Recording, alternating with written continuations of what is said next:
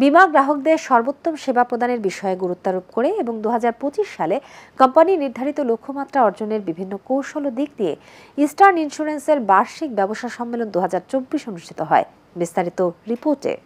Eastern insurance লিমিটেডের বার্ষিক ব্যবসা সম্মেলন 2024 হোটেল সারিনায়ের হলরুমে অনুষ্ঠিত হয়।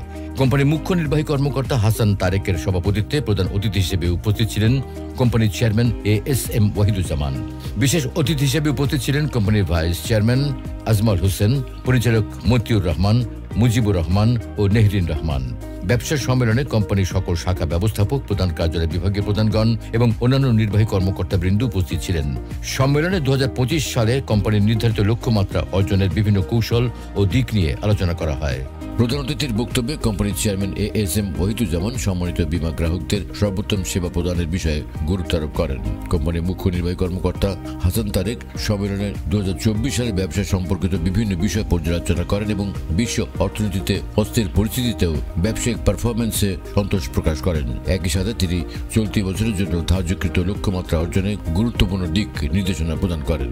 ম্যানেজার্সদেরকে খুব মোটিভেটেড করবে, আমি বিশ্বাস করছি আগামী দিনের বিজনেসের জন্য এটা আমাদেরকে উদ্বুদ্ধ করবে এবং ইস্টার্ন ইন্স্যুরেন্স একটা ফ্যামিলি, এই ফ্যামিলির সমস্ত সদস্যদেরকে এটা উজ্জীবিত করবে বলে আমি বিশ্বাস করছি।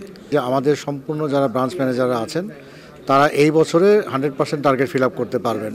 আমাদের ভবিষ্যৎ পরিকল্পনার মধ্যে আমাদের কিছু নতুন প্রোডাক্ট আমরা লঞ্চ করতে চাচ্ছি। তার মধ্যে হেলথ ইন্স্যুরেন্স, ক্রিটিক্যাল ইলনেস এবং হজ উমরা প্যাকেজ, এই 3টা প্রোডাক্ট আমরা লঞ্চ করব এবং আগামী বোর্ড সভায় আমরা এটা অনুমোদন নিয়ে পরে বীমা নিয়ন্ত্রণ উন্নয়ন ও নিয়ন্ত্রণ কর্তৃপক্ষের কাছে অনুমোদন নিব নিয়ে তারপর প্রোডাক্টটি লঞ্চ করব। আশা করি এটি বাংলাদেশে একটি রেভিনিউ ইনকামের জন্য একটি যুগান্তকারী পদক্ষেপ হিসেবে গৃহীত হবে।